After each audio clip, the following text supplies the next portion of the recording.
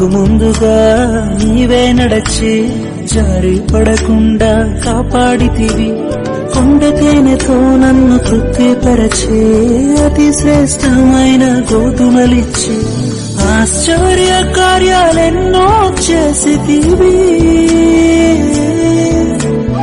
ఆశ్చర్య కార్యాలెన్నో చేసితివి. నా కన్నీ నీవే దేవా, నా బ్రతుకు నీకే ప్రభువా.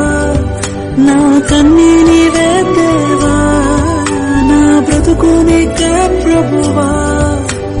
నీ చేతిలో చెక్కుకుంటివి నన్ను ప్రభువా. నీ నీడలో దాచుకుంటివి నన్ను